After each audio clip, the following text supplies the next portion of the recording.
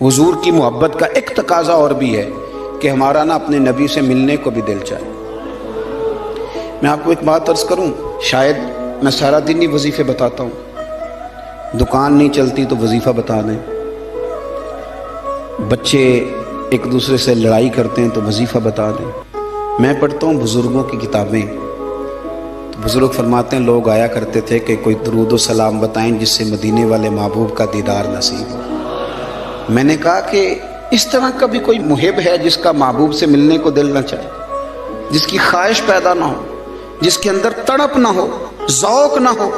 آہستہ آہستہ وہ جو ہمارے سوتے خشک ہوئے ان کے اندر یہ دراڑ آئی کہ وہ جو خاص ذوق تھا، آپ پڑھیے نا قرآن مجید، حضرت ثوبان بن مالک رضی اللہ تعالیٰ عنہ حضور کی بارگاہ میں حاضر ہوئے تھے اور رو پڑے اور بڑا ہی روئے، تو حضور نے فرمایا کیوں روتے ہو؟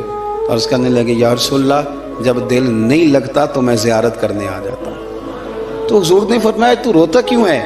عرض کی سونیا مجبوری یہ ہے کہ آج تو دیدار کر لیتا ہوں، اور صبح قیامت اللہ آپ کی برکت سے جنت دے گا بھی تو آپ تو اونچلے درجے میں ہوں گے نا نبیوں کے ساتھ، تو میں تو ہوں گا غریبوں کے محلے میں، غلاموں کے علاقے میں، حضور وہاں زیارت کیسے کروں گا؟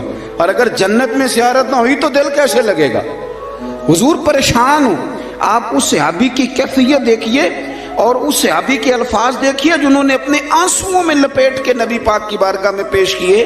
اللہ کے محبوب نے گردن جھکائی تو حضرت جبریل آیتیں لے کے آ گئے، کہا محبوب ان سے کہیں روئے نا، گویا روئے نا، جو اللہ اور اس کے رسول کی اطاعت کرے گا نا وہ محروم نہیں رکھا جائے گا۔ فَأُولَٰئِکَ مَعَ الَّذِينَ أَنْعَمَ اللَّهُ عَلَيْهِم مِّنَ النَّبِيِّينَ وَالصِّدِّيقِينَ وَالشُّهَدَاءِ وَالصَّالِحِينَ۔ فرمایا جو آپ کی اطاعت کریں گے نا انہیں نبیوں کے ساتھ رکھا جائے گا، انہیں شہداء صالحین کے ساتھ رکھا جائے، صدیقین کے ساتھ رکھا جائے۔ میرے بھائی وہ خاص تڑپ جو لوگوں کے اندر حضور کی زیارت کی خاص تڑپ، نبی پاک صلی اللہ علیہ وسلم فرماتے ہیں جس نے مجھے خواب میں دیکھا اس نے مجھے ہی دیکھا۔ شیطان خواب میں بھی آ کے میری مثل ہونے کا دعویٰ نہیں کر سکتا۔ وہ جو ایک ذوق ہے حضور کی زیارت کا، ہمارے تو ایسے صوفیاء گزرے جو فرماتے ہیں ایک لمحے کے لیے اگر نبی پاک ہم سے جدا ہو جائیں تو ہم اپنے آپ کو مومن ہی تسلیم نہیں کرتے۔ لیکن اب ہمارے نوجوانوں میں اور ہمارے لوگوں میں جو خاص شوق ہوتا تھا، رات کو نا لوگ نہا کے سوتے تھے، خوشبو لگا کے سوتے تھے، اپنے بستر کو دیکھتے تھے صاف ہے، استغفار پڑھتے تھے، اور پھر وہ مدینہ شریف کی طرف منہ کر کے باوضو درود و سلام پڑھتے سوتے تھے۔ کوئی پوچھتا تھا یہ کیا ہے تو کہتے تھے چر ہویا مینوں ترلے لیندے ہاں، کدی موڑ میرے ول واگاں، خواب میری وچ ایک وار جیاویں میں ساری عمر نہ جاگاں۔ نبی پاک صلی اللہ تعالی علیہ وسلم کی غلاموں کا یہ شوق، یہ درد، یہ ذوق، یہ تقاضا کرتا ہے محبت کا کہ محبوب سے ملنے کو دل چاہے، شوق پیدا ہو۔ امام سخاوی نے لکھا ہے، حضرت مولا مرتضیٰ شیر خدا کرم اللہ تعالی وجہ الکریم فرماتے ہیں جناب عمر فاروق کا زمانہ تھا، میرا بڑا دل کرتا تھا مجھے حضور کی زیارت ہو، میں درود پاک پڑھتا سو گیا، میرے نصیب دیکھو کہ میں خواب دیکھتا ہوں کہ اللہ کے محبوب نا فجر کی جماعت کرا رہے ہیں۔ فرماتے ہیں نبی پاک صلی اللہ علیہ وسلم نے جماعت کرائی اور غلاموں کی طرف رخ نور پھیرا۔ ایک صحابی کے باغ میں تازہ کھجوریں پکی تھیں، وہ صحابی ٹوکرے میں ڈال کے حضور کی بارگاہ میں لائے۔ نبی پاک صلی اللہ علیہ وسلم نے ایک کھجور اٹھائی اور اٹھا کے منہ میں رکھی، پھر حضور صحابہ کو دینے لگے۔ فرماتے ہیں قربان جائیں نمبر میرا بھی لگ گیا، کھجور کھائی، کچھ کھجور کا مزہ تھا، کچھ دست مصطفیٰ کا مزہ تھا۔ فرماتے ہیں بڑا ہی مزہ آیا، بڑا ہی سرور آیا، دل کرتا تھا کھجور ایک اور ملے، لیکن سب کو ایک ایک مل رہی تھی۔ ادب کا تقاضا یہی تھا کہ میں بھی دوسری کا سوال نہ کروں، ابھی کھجور کھا ہی رہا تھا کہ میری آنکھ کھل گئی، فجر کی اذان ہو گئی۔ فرماتے ہیں میں اٹھا تو کھجور کا ذائقہ ابھی بھی میرے منہ میں موجود تھا۔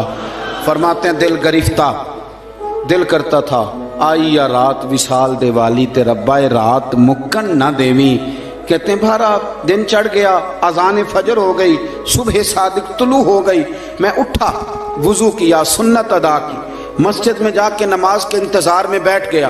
فرماتے ہیں فاروق اعظم جماعت کرانے آئے، اتفاق دیکھیں کہ حضرت عمر نے بھی وہی صورتیں نماز میں شروع کر دیں جو رات خواب میں حضور نے نماز کے اندر پڑھی تھی۔ میں سمجھا یہ اتفاق ہے، اتفاق ہے، لیکن جناب فاروق اعظم نے جب نماز پڑھا کے سلام پھیر کے لوگوں کی طرف رخ کیا تو کھجوروں کا ٹوکرا بھی آ گیا۔ میں نے سمجھا یہ بھی اتفاق ہے۔ फरमाते हैं उमर ने एक खजूर उठाई और बाकी बांटने लगे, और उमर ने एक खजूर मुझे भी दी। खजूर मैंने खाई, मज़ा मुझे बड़ा आया। हुजूर सल्लल्लाहु अलैहि वसल्लम से तो अदब की वजह से नहीं मांगी थी।